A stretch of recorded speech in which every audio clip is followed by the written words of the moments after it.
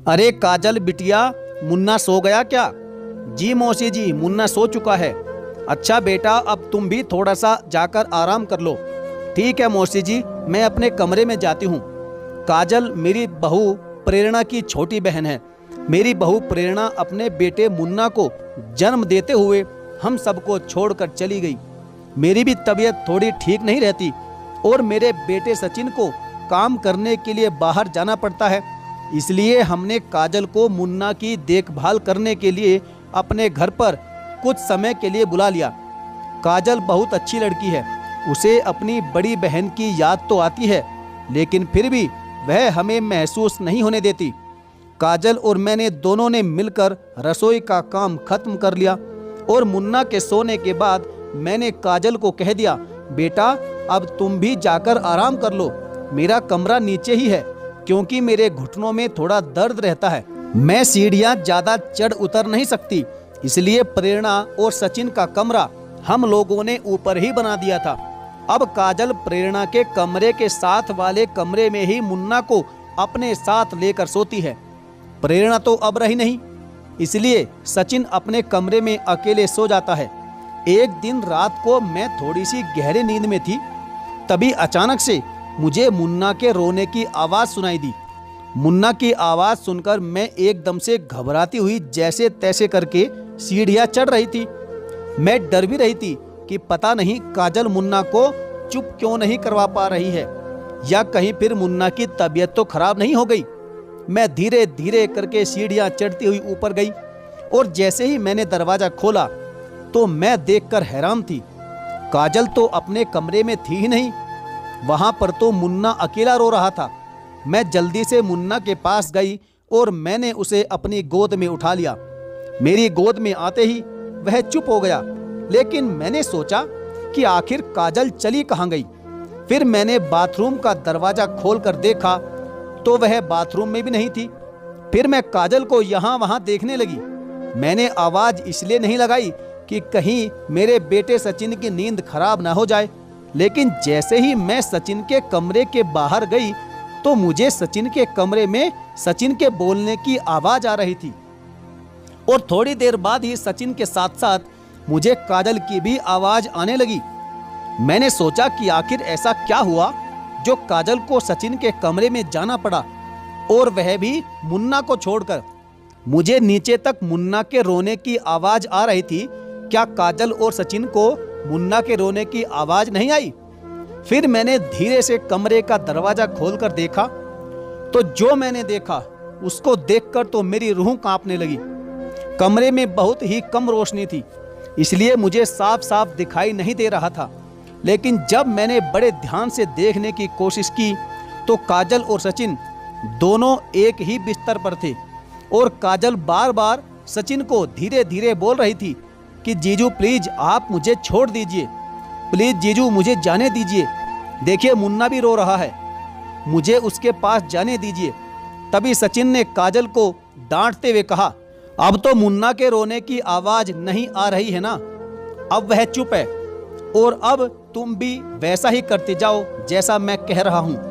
काजल ने रोते हुए सचिन से कहा, जीजू आप मेरे साथ ऐसा क्यों कर रहे हैं, मुझे छोड़ दीजिए, मैं आपकी साली हूँ। अरे तभी तो मैंने तुम्हें अपने कमरे में बुलाया है, क्योंकि साली आधी घरवाली होती है। अब मेरी घरवाली तो चली गई मुझे छोड़ करके, अब घरवाली की जगह तुम ही मेरा ख्याल रखोगी। अपने बेटे सचिन की ऐसी हरकत देखकर मेरे रोम रोम में अग्नि की लपटें उठ रही थी। मैं उन लपटों के साथ अंदर ही अंदर जल रही थी, लेकिन उस समय मुझे कुछ भी समझ नहीं आ रहा था कि आखिर मुझे क्या करना चाहिए। मैं वहीं पर खड़ी हुई अपने बेटे की वह घिनौनी हरकत बस देखती जा रही थी।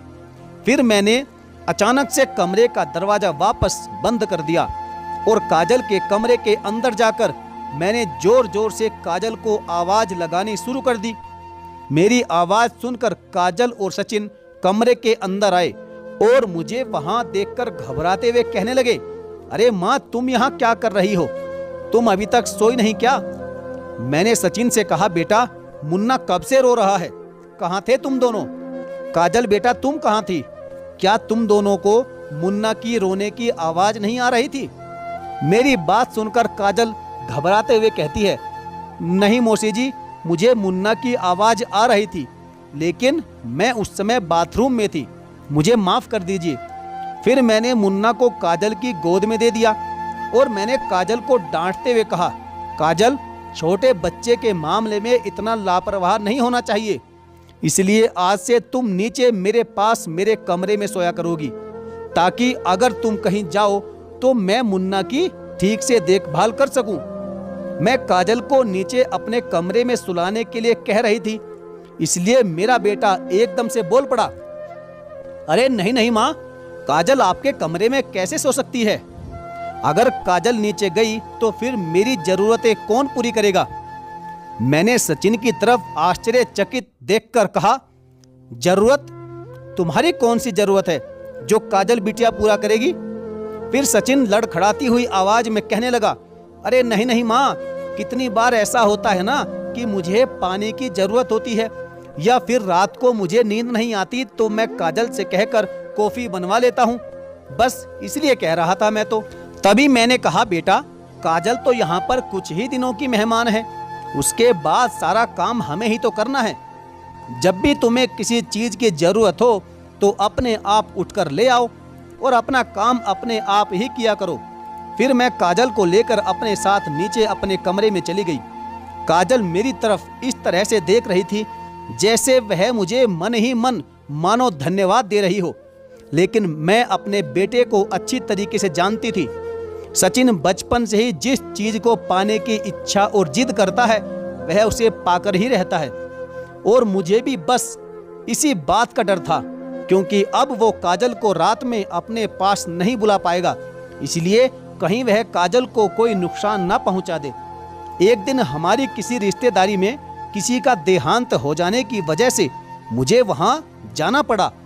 मुन्ना अभी बहुत छोटा है, इसलिए मैं उसको वहां पर नहीं ले जा पाई और मैंने काजल को मुन्ना का ख्याल रखने के लिए कह दिया।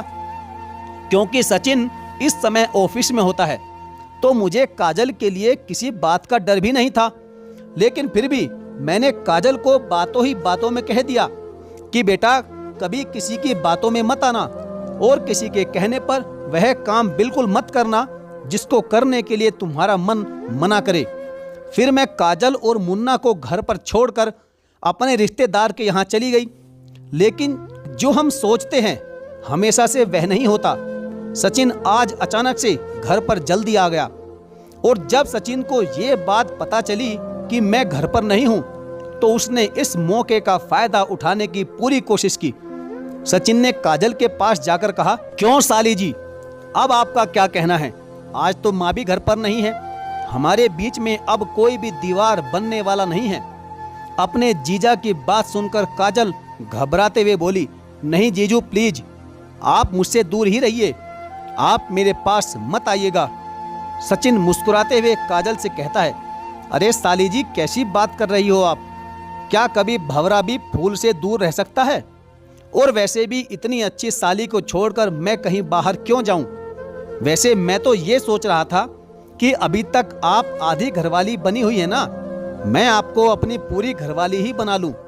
आप मुझसे शादी कर लो और फिर मैं बिना रोक टोक के हमेशा जिंदगी भर आपके साथ आपके पास रह सकूंगा। सचिन की बातें सुनकर काजल मुन्ना को लेकर जल्दी से अपने कमरे के अंदर चली जाती है और कमरे का दरवाजा अंदर से बंद कर लेती है, क्योंकि उसे आज सचिन की बातें बहुत अजीब सी लग रही थी। सचिन देखता है कि काजल ने कमरे का दरवाजा अंदर से बंद कर लिया तो वह गुस्से में दरवाजे के पास जाकर दरवाजा जोर जोर से बजाने लगता है। काजल डर के मारे अंदर ही अंदर कांप रही होती है, क्योंकि इतने समय से जो वह झेल रही थी अब बस वह और नहीं झेलना चाहती थी, इसलिए वह डरती हुई कमरे के अंदर ही बैठी रहती है। लेकिन सचिन जिस तरीके से दरवाजे को बजा रहा था उससे तो ऐसा ही लग रहा था कि वह आज उस दरवाजे को तोड़ ही देगा। सचिन गुस्से में काजल को आवाज लगाता है, काजल दरवाजा खोल दो वरना मैं ये दरवाजा तोड़ दूंगा, और फिर तुम तो जानती हो ना कि मैं तुम्हारे साथ क्या क्या कर सकता हूँ। काजल मैं फिर से कह रहा हूँ कि दरवाजा खोल दो। सचिन दरवाजे को जोर जोर से धक्का लगा रहा होता है तभी अचानक से वह दरवाजा खुल जाता है। वह दरवाजे के बाहर खड़ा हुआ काजल से कहता है कि काजल, तुमने मेरी बात ना मानकर अच्छा नहीं किया। अब तुम्हें इस गलती का खामियाजा जरूर भुगतना पड़ेगा। अब तुम इसके लिए तैयार हो जाओ। लेकिन सचिन जैसे ही काजल की तरफ कदम बढ़ाता है, तभी नीचे से उसकी माँ चिल्लाकर कहती है, सचिन, तुम क्या कर रहे हो? क्या तुम्हें मान मर्यादा का जरा भी ध्यान नहीं है? सचिन नीचे देखता है तो उसकी माँ खड़ी होती है और उसकी माँ के साथ साथ काजल के माता पिता भी होते हैं। और जब वे अपने जमाई की ऐसी हरकतें देखते हैं और अपनी बेटी की ऐसी दुर्दशा देखते हैं, तो वह लोग भी गुस्से में आकर अपने जमाई को बहुत कुछ बुरा भला कहते हैं। काजल की माँ गुस्से में आकर सचिन के पास जाती है और सचिन को जोरदार कई सारे थप्पड़ जमा देती है और कहती है कि तुम्हें जरा भी शर्म नहीं आती? मेरी बेटी को मरे हुए अभी कुछ ही दिन हुए हैं और तुमने मेरी छोटी बेटी पर भी डोरे डालने शुरू कर दिए। क्या समझकर तुम मेरी बेटी के साथ ऐसी बदतमीजी कर रहे थे? तुम्हें क्या लगता है कि मेरी बेटी के साथ कोई भी नहीं है? फिर काजल के पिता कहते हैं, मन तो ऐसा करता है कि तुम्हें अभी के अभी पुलिस के हवाले कर दूं, लेकिन इस घर में कमाने के लिए तुम अकेले हो, इसलिए हम ऐसा भी नहीं कर सकते, क्योंकि हम नहीं चाहते कि तुम्हारी माँ और तुम्हारा छोटा सा बेटा जिंदगी भर दर दर की ठोकरें खाते फिरे। इसलिए हम अपनी बेटी को यहाँ से लेकर जा रहे हैं। बेटा तुम्हारा है, तुम चाहे जैसे मर्जी इसको पालो। यह कहकर काजल के माता पिता काजल को वहां से लेकर चले जाते हैं और सचिन की माँ से इसके लिए माफी मांगते हैं। उसके बाद सचिन की माँ सचिन से बिल्कुल भी बात नहीं करती और सचिन दुनिया में बिल्कुल अकेला और तन्हा रह जाता है। साथियों, आपको इस कहानी से क्या सीख मिलती है? क्या जिस तरह से सचिन कहता है कि साली आधी घरवाली होती है, क्या यह बात सही है? जहां तक मेरा अपना मानना है कि बिल्कुल भी ऐसा नहीं होना चाहिए। साली आधी घरवाली क्यों, बल्कि हमारी पत्नी की छोटी बहन है तो हमारी भी छोटी बहन क्यों नहीं होनी चाहिए? आपका इस बारे में क्या विचार है? आप अपनी व्यक्तिगत राय जरूर कमेंट बॉक्स में लिखें और आपको यह कहानी कैसी लगी वह भी हमें कमेंट करके जरूर बताएं। और हाँ साथियों, यदि आपने अभी तक हमारे चैनल को सब्सक्राइब नहीं किया है तो सब्सक्राइब करके बेल आइकन को जरूर प्रेस कर लीजिएगा और साथ ही साथ वीडियो को भी लाइक कर दीजिएगा। तो चलिए साथियों, मिलेंगे फिर और किसी दमदार और बेहतरीन कहानी के साथ। तब तक के लिए धन्यवाद। जय हिंद।